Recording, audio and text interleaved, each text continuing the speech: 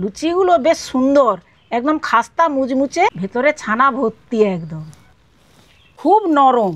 এই লুচির ভিতরে একটা আলু একটা সয়াবিন দিয়ে দারুণ খেতে লাগবে।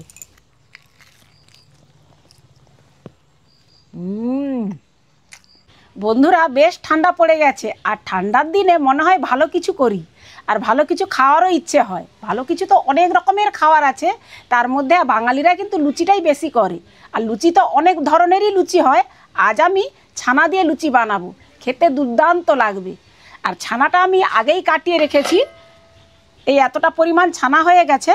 এই ছানাটা পরে মাখবো, তার আগে আমি ময়দাটা মেখে নেব। যারা ময়দা পছন্দ করো না, তারা আটা দিয়েও এই লুচিটা করলে সুন্দর লাগবে। ময়দাটা আমি নেব 500 গ্রাম। ময়দাটাকে আগে চেলে নেব।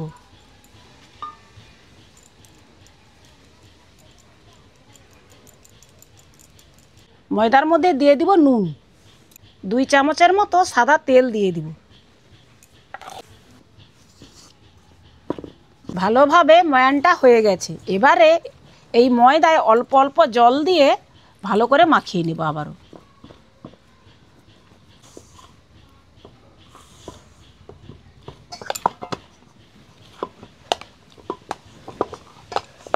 ময়দাটা মাখানো হয়ে গেছে। এবার এটাকে আমি কিছুক্ষণ ঢাকা দিয়ে রেস্টে রেখে দেব।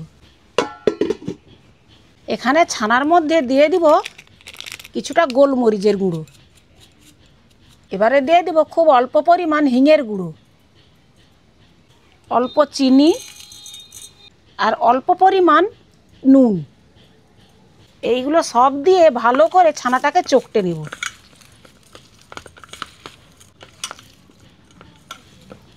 ছানাটা এইভাবে আমি মাখিয়ে নিয়েছি। আর ছানার মধ্যে অবশ্যই কিন্তু চিনি লাগবে, যেহেতু আমি ময়দা যখন ময়ান দেই ওতে কিন্তু চিনি দেইনি।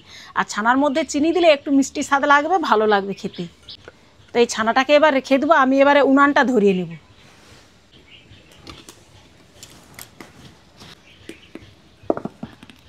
সয়াবিন রান্নার জন্য সয়াবিন বড়িটা ভিজিয়ে রেখেছি, আর আলুও কেটে নিয়েছি। প্রথমে আমি এই তরকারিটা রান্না করে নেব। কড়ার মধ্যে কিছুটা সরষের তেল দিয়ে দিব সয়াবিন বড়িগুলা। সয়াবিনের মধ্যে দিয়ে দিব নুন আর হলুদ দিয়ে ভালো করে সয়াবিন বড়িটাকে ভেজে নেব। আলুগুলোকেও একটু কষিয়ে নেব। আলু সয়াবিনগুলো ভাজা হয়ে গেছে। এবারে মশলাটা ভেজে নেওয়ার জন্য কিছুটা দিয়ে দিব সরষের তেল, একটা শুকনো লঙ্কা, 2টা তেজপাতা আর জিরা ফোড়ন দিয়ে দিলাম। ফোড়নটা ভাজা হয়ে গেছে। এবারে দিয়ে দিব পেঁয়াজ কুচি।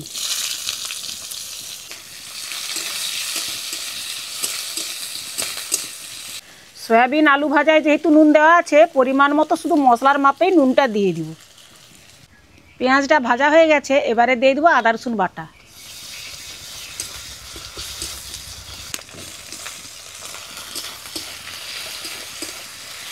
লঙ্কার গুঁড়ো, হলুদের গুঁড়ো আর একটু জিরার গুঁড়ো, অল্প একটু জল।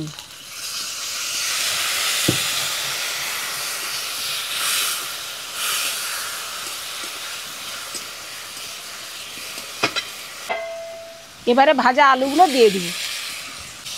এবারে দিয়ে দেবো একটু টক দই।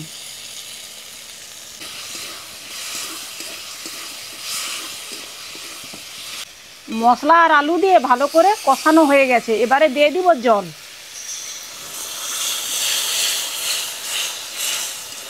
তরকারিটা ফুটে গেছে। এবারে দিয়ে দেবো সয়াবিন বড়ি ভাজাগুলো।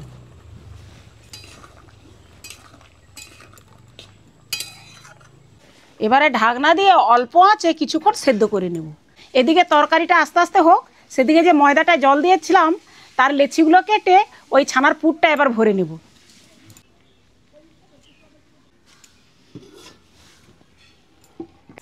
এবারে এটা থেকে লেচি কেটে নেব, যেমন লুচির আকারে হয় সেই রকমই। একটু লুচির থেকে একটু বড় বড় সাইজের লেচিটা কাটতে হবে, এই রকম।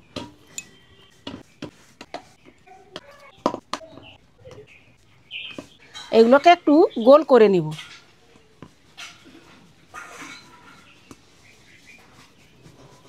এবারে একটা লেচিকে এইভাবে ঠিক পুলি পিঠা যেরকম বানাই সেই রকমভাবে খিলি করে পুরটা ভরে নেব।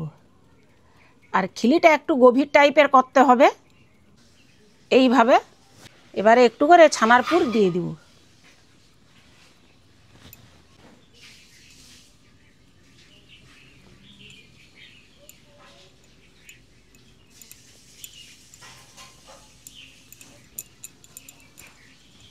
শীতের সকাল সকাল এই রকম ছানা দিয়ে লুচি বানাতে খুব ভালো লাগে আর খেতেও ভালো লাগে। সকাল সকাল এরকম বানিয়ে নেওয়ার পরে গরম গরম লুচি, আর এই লুচির সঙ্গে যে কোনো তরকারি একটু থাকলে তাহলে আর কিছু বলার নেই, দারুণ খেতে লাগবে।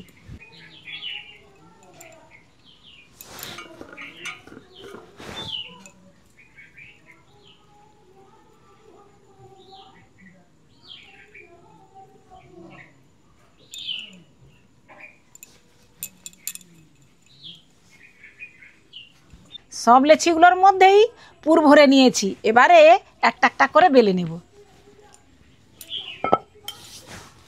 একটু সাদা তেল দিয়ে বেলনির চাকটিটা একটু লাগিয়ে নেব।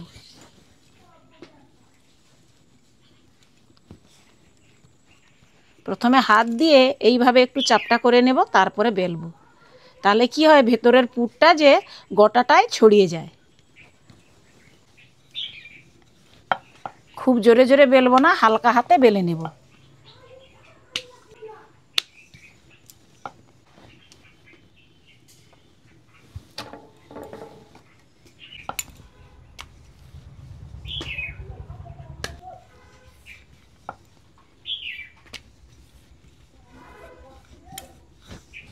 লুচিগুলো বেলা হয়ে গেছে, এবারে তরকারিটা নামিয়ে ভেজে নেব।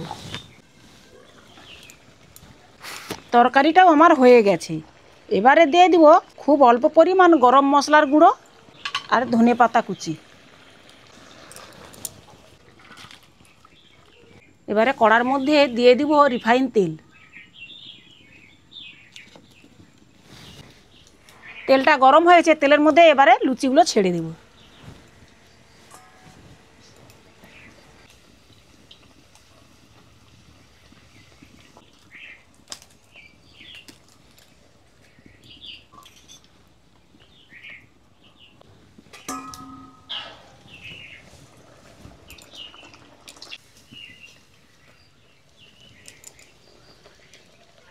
লুচিগুলো যে যেমনভাবে ভাজো সেইভাবে পছন্দ করে ভেজে নেবে। কেউ বেশি একটু কড়া করে লাল করে ভাজে, আর কারো আবার হালকা সাদা থাকবে সেই রকমভাবে ভেজে নেয়। তো আমার মোটামুটি খুব লাল না খুব সাদা নয়, যেটা মাঝামাঝি সেই রকমভাবেই লুচিটা আমরা ভাজি।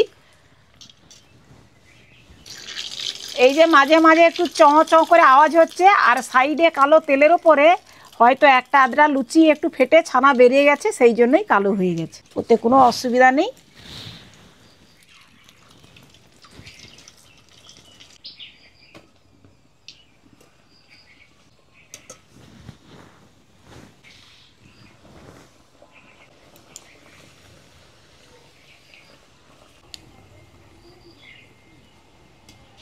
সব লুচিগুলোও কিন্তু বেশ বলের মতো ফুলে যাচ্ছে।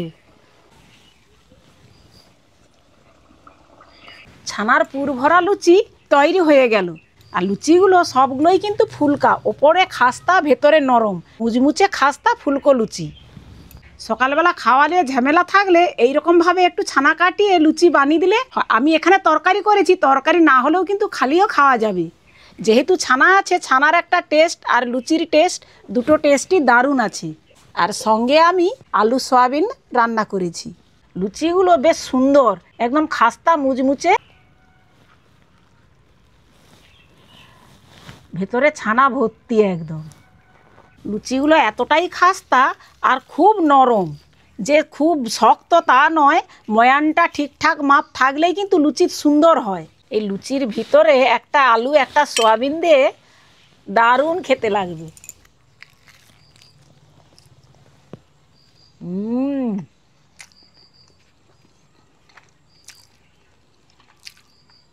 শুধু কি আলু সয়াবিনের টেস্ট, ছানারও টেস্ট দারুণ লাগছে। আর অল্প একটু ছানাটা চিনি দিয়ে মাখছিলাম বলে আরও সুন্দর লাগছে খেতে।